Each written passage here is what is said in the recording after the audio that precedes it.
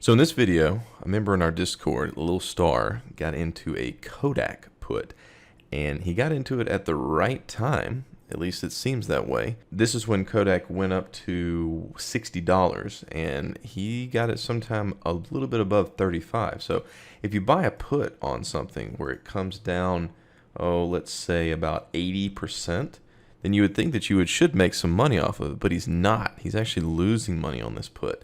Now, how could something like that happen? You buy a put when you want something to go down, you're supposed to make money. Well, that's not always the case with options, and we're going to show you why. So what I'm going to do here is I'm going to try to show them side by side right here on Thinkorswim. And what I've done is I've gotten the actual prices of the option itself. So in Thinkorswim, we can go to the option chain and we can go here to his option, which is the August expiring this Friday 7.5 put, and we can right click on this and copy this numbers and letters right here. This is actually the contract itself and the symbol. And the great thing about Thinkorswim is that you can actually look at that option itself. So we're going to copy that and we are going to paste it in here. That's going to show us the actual option. And I've got it marked up right here. He bought it for 1.1 back here on this date. At 110 it was here. And you see, even though this has been going down, he never really had a chance to make money on this, except maybe when it dropped really hard here on the 10th. But even then, it just came up to his break even and it's just fallen off. So why could a stock come down 80% and yet the put not make any money? Well, let's take a look. Okay, so we're going to use the Think Back module of Thinkorswim to go back and look and see what were the options doing on the day that he purchased it, which was July the 29th. Take a look at all of them, and I'm going to take a look and see, I want to see some of the Greeks. So the important thing for us to look at here is going to be Vega as well as implied volatility. Implied volatility is key for trading options. Now, if you look here on the 7.5, the implied volatility is 420. The Vega is 0.1, but that's actually rounded. So let's see what that Vega actually is.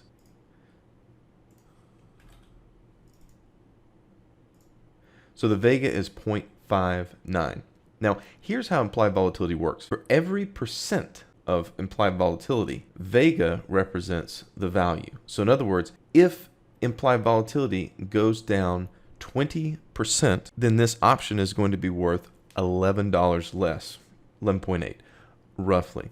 It's basically multiplying the Vega value by every percentage move in implied volatility.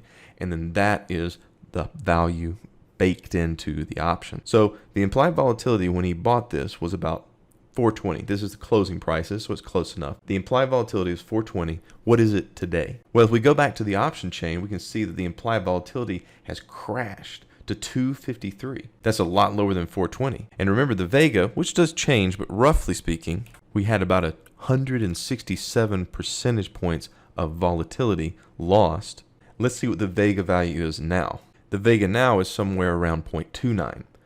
So let's do some dirty math and just see what the middle point of that is. That's going to be roughly 0.44 as it moved down. So 167 percentage points of volatility times 0.44 Vega, that's about $73 that we theoretically should have lost off the value of the option. And sure enough, that makes sense as to why we could have bought this for 110 and now we're only at 50. So even though we've had a lot of stock price movement, which is represented by the Greek delta, the implied volatility, in other words, the overall pricing of the options, has come down so much that it's completely offset our gains in this case. And you're going to see that in these high-flying hype stocks. Implied volatility is a measure of the move that people are pricing into the option. In other words, they are pricing in a huge move, and so the options are going to be overpriced to begin with. So essentially, if you go out and buy a put, when something has extremely high implied volatility, well over 100%, and this was 400, you can assume that that's going to contract. That's going to go down. And the value of the option, everything else being considered, is going to go down as well. It may be that these are not the best to play. I would love to play these. I tried to play one in Workhorse a few weeks ago and didn't make any money. And this is why. So be very careful trying to take out any sort of short position on these hype stocks. It can be very, very difficult to make money even if you are right. Hope everyone has a good week. I'll see you in the next video.